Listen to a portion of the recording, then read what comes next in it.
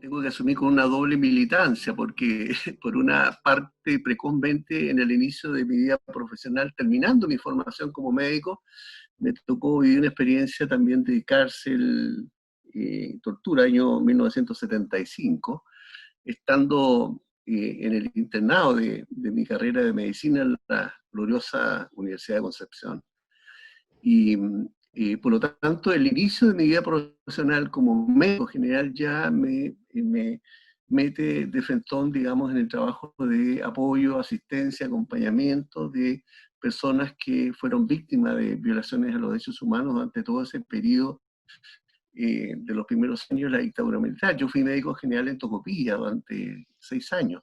Y en Tocopilla, un pueblo muy chiquitito con menos de 20.000 habitantes en ese tiempo, fueron asesinados 2 médicos, un médico joven de 24 años de edad, iquiqueño igual que yo, y otro médico, un especialista, un ginecobstetra, el doctor Claudio Toñola, fueron asesinados y junto a otros compañeros ahí de Tocopilla, lo que generó un evento de traumatización colectiva muy grande. Tanto es así que Tocopilla y tuvo una diáspora en esos primeros años de más o menos un 10% de su población, y a lo mejor un poquito más, fundamentalmente a Suecia, un exilio pero masivo de gente, producto del impacto traumático tan disruptivo que generó la muerte de estos profesionales jóvenes allá y de otras personas, el alcalde, el gobernador de Tocopilla, dirigentes obreros, muchachos jóvenes, estudiantes universitarios. Bueno, la verdad es que fue una cosa muy, muy dramática y yo ahí empecé en esos tiempos ya a trabajar con el tema de derechos humanos, situación que obviamente se prolonga en mí y adquiere ya una cosa más sistemática cuando yo vengo a hacer mi beca de especialización en psiquiatría en la Universidad de Chile, aquí en Santiago, donde ya entro más frontalmente a trabajar desde la especialidad en este campo, ¿no? Soy fundador de una ONG, que fue la última ONG o la penúltima, que después vino ILAS. Antes de ILAS nació Sintras, donde yo participé de la fundación y estuve muchos años trabajando como parte del directorio de esa ONG y soy colaborador hasta el día de hoy de ellos. Pero mi trabajo nace con esa institución en el ámbito no gubernamental y de ahí aparezco conectado con organizaciones internacionales de este campo. Nosotros junto con CODEPU, FASIC,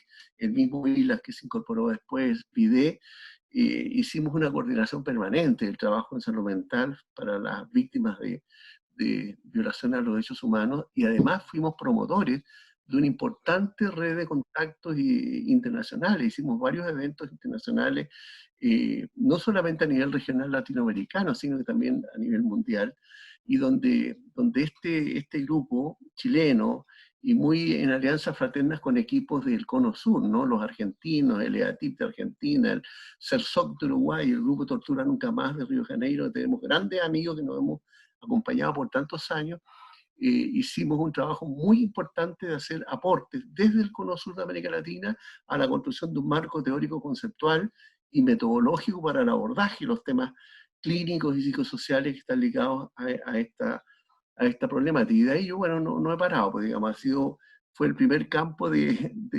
especialización forzosa en la que me vi puesto, donde se suman mi propia historia de vida, personal, familiar, con la realidad contextual que me tocó vivir. Después yo agregué otro par de campos que han sido preocupaciones también de mi disciplina, con las que yo digo, desarrollando otros temas que están siempre ligados, porque un segundo tema en el cual yo trabajo muy fuertemente desde hace ya algunas décadas es todo lo que es el desarrollo de lo que se ha llamado la salud mental comunitaria, y más nueva, que es muy latinoamericana, que es derivado del concepto de salud colectiva. Janet seguramente compartirá conmigo lo que significa esta propuesta de salud colectiva, que tiene un complemento o un nivel de subespecialidad, si pudiéramos llamarle así, en el campo de la salud mental colectiva, que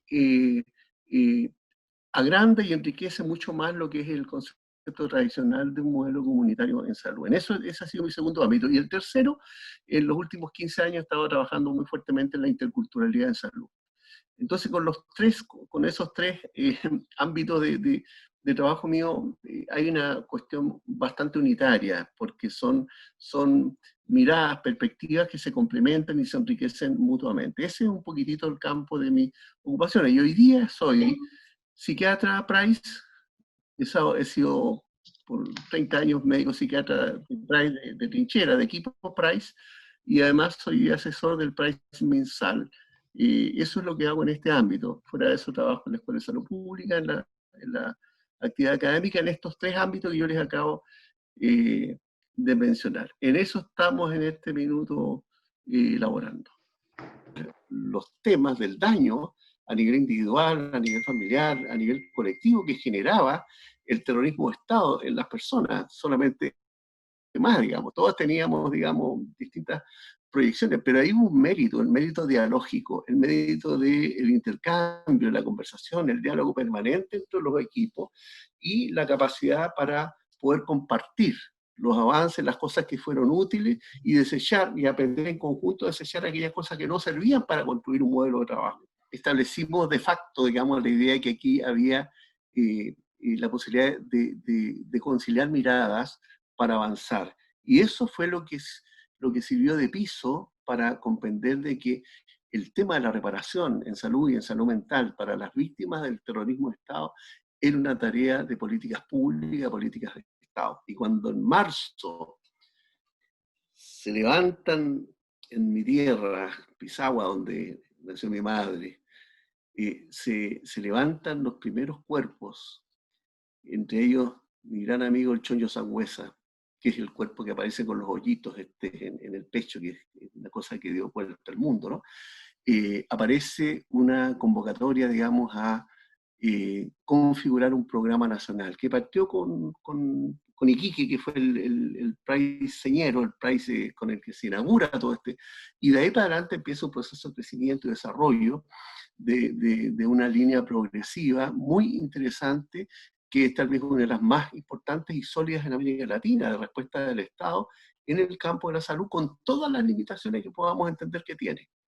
Tiene mucha deficiencia, muchas fallas. Los equipos, nuestros compañeros de los distintos equipos están conscientes de en qué condiciones trabajamos, limitaciones, pero aquí se paró una propuesta que ha avanzado en conceptualizaciones, en desarrollos, en compromisos, en el crecimiento de ciertos profesionales para armar una red nacional. El programa Price hoy día tiene casi 900.000 usuarios.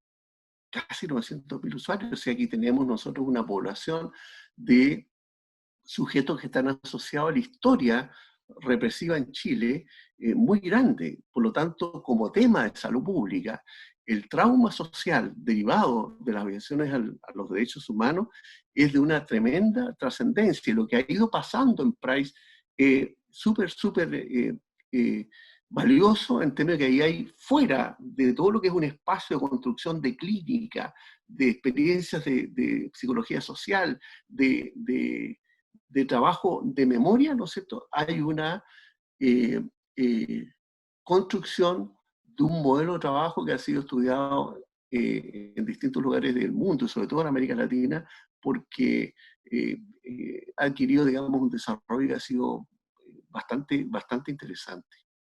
La pandemia es el mejor ejemplo actual, dada la magnitud de la crisis, de la relación entre economía, política y salud. ¿Cómo está imbricado este problema pandémico con las determinantes estructurales que le dan origen a esto? por lo tanto no es parte ajena, digamos, a la crisis social, se instala como un componente nuevo de la crisis para agravarla, para agravarla. Entonces, si en el estallido social teníamos un retroceso importante en el devenir de los procesos reparatorios de nuestros consultantes, obviamente que la pandemia nos va a hacer dar unos cuantos pasos más atrás por distintas razones. Por distintas razones podríamos hablar un largo rato sobre cuáles son los elementos a través de los cuales se opera estos procesos retraumatizantes que vienen desde la pandemia. Y yo diría que aquí hay dos cosas así gruesas que habría que tomar en cuenta en esto. Por un lado, todos los agravantes que la pandemia introduce por la afectación de la corporalidad. Esto que algunos autores como Byung-Chul Han en Europa, como Slavoj Zizek, hablan de esta necropolítica que se genera con el neoliberalismo y este menosprecio por la persona humana en el afán de acumular ganancia de capital al costo que sea, produce una condición en que el impacto en las condiciones de existencia de la gente que ya viene precarizada va a ser mucho mayor y nos va a dejar una cantidad de tareas para reconstruir cuando entremos a un proceso post-pandémico más adelante de alto nivel, de alto costo. Acuérdense ustedes que antes que hubiera pandemia, uno de los conceptos que nosotros hemos afincado muy fuertemente es que el trauma social de la dictadura en un segmento muy importante de la población de sujetos dañados produjo pobreza, produjo deterioro de las condiciones de existencia, paralizó proyectos de vida, destruyó proyectos profesionales, echó abajo iniciativas empresariales, desarrollos de familia, produjo desarraigo, rompió los vínculos entre la gente y produjo situaciones de una diáspora muy importante en los grupos familiares. Todo eso pone un nivel de vulnerabilidad que hace que nuestros consultantes, una parte importante de nuestros consultantes de este programa, van a vivir con mucho más sensibilidad lo que significa el deterioro de las condiciones de vida producto de lo que está generando la pandemia. Acuérdense también de que uno de los temas de debate más profundo que hay hoy día en la sociedad chilena es la falta de oídos, de atención y de sensibilidad a las demandas de los trabajadores, a las demandas de las mujeres, a la demanda de nuestros pueblos indígenas, a la demanda de nuestros ancianos, a la demanda de nuestros discapacitados, etcétera, etcétera, porque se provean políticas de Estado que signifiquen producir los recursos necesarios para que la gente pueda cumplir con las tareas de autocuidado en contexto pandémico. Entonces, todo eso viene y claramente yendo al fondo de la pregunta, ¿no es cierto?, hace de que la pandemia tiene un efecto sumatorio al proceso de agravamiento de los procesos traumáticos. Y no solamente agravarlo en términos de intensidad, sino que también a producir fenómenos nuevos en el trauma, otras formas de expresión del trauma. El miedo, por ejemplo. El miedo. ¿Cómo no va a haber miedo frente a la pandemia? Si el miedo viene instalado caminando desde los tiempos del golpe militar, ¿no es cierto?, cuando nadie sabía si iba a sobrevivir al terrorismo de Estado, y hoy día el miedo se traslada simbólicamente al miedo a que uno se pueda morir con el virus, a que se pueda morir un ser querido con el virus, a que perdamos el trabajo por el virus, a que no podamos ver a la familia por el virus, a que se estén muriendo seres queridos. O sea, el miedo se reproduce con otros componentes, lo que hace de que las manifestaciones sintomáticas, clínicas, psicosociales de ese fenómeno adquieran características distintas. Y los equipos PRIDE tenemos la obligación de estudiar estos fenómenos para ver qué rediseños hay que hacer de las estrategias con las cuales intervenimos sobre esta problemática. Un componente trágico de nuestra población consultante es la tremenda recurrencia con la que chocamos con la problemática del duelo. Eso es un pan de todos los días, digamos, antes del estallido. Y duelos de elevadísima complejidad. Parte importante de los duelos tienen que ver con lo rotundo que fueron las experiencias de pérdida, sobre todo pérdidas de vidas humanas, pero muchos otros tipos de pérdidas también, pero principalmente pérdida de vidas humanas, que se sumó a un factor que, bueno, a mí con las canas que ustedes me ven, me tocó vivirlos directamente, que fue las tremendas dificultades para poder proceder a lo que hoy día se llama oportunidad y calidad de la atención. ¿Cómo garantizamos a un sujeto sufriente que va a tener el espacio para ser atendido adecuadamente? Y eso nos puso a nosotros en tremendos debates teóricos sobre dónde está el setting terapéutico en un contexto de terrorismo de Estado, para poder hacerse cargo de la atención de sujetos que en un contexto de amenaza, que incluso es amenaza para los sanadores, para los cuidadores, ¿no? Eh, eh, pudiera estar al servicio, digamos, de un trabajo. Eso no se dio. Entonces, gran parte de los procesos traumáticos demoraron años en alcanzar algún grado de atención. Y hasta el día de hoy, seguramente, Cristian, a ti te ha tocado, Janet también, que hasta hoy día mismo, cada cierta cantidad de semanas aparece en Price una persona que nunca antes había consultado. Todavía hoy, casi 50 años después del inicio del golpe militar. Entonces uno sabe, cuando tiene un sujeto con esas características, sabe lo que le espera en términos de desafíos terapéuticos. Entonces los duelos no son duelos normales, son duelos muy patológicos, son duelos congelados, ¿no es cierto?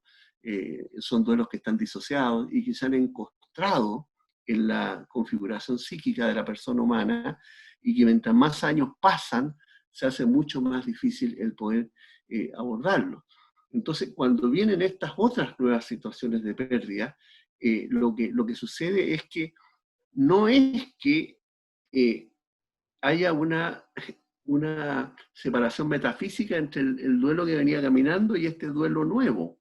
Esto se mezcla, se produce una asociación de contenidos y de componentes psicológicos, emocionales, cognitivos, afectivos, en fin, entre las vivencias nuevas y las vivencias antiguas que vienen caminando. Y eso evidentemente que produce modificaciones en los procesos.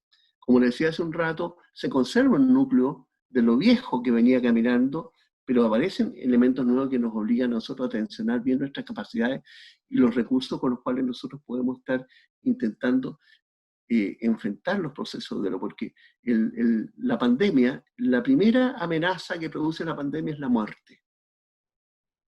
Y eso es el equivalente, por un camino distinto, pero un equivalente a la amenaza que teníamos nosotros en dictadura, o la que tuvimos en el estallido social.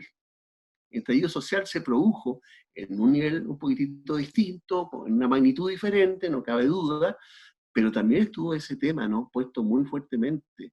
Millones de personas en la calle, pero las millones de personas que salían a la calle sabían de que podía pasar algo, y que a mí me podría pasar. Cuando yo asumí ir a la calle con mi movimiento social, con mi grupo, con mi partido político, lo que sea, asumí de que iba con riesgos, y esos riesgos no son los mismos en una sociedad que no tiene una historia traumática como la que tenemos nosotros, a lo que nos pasó a nosotros.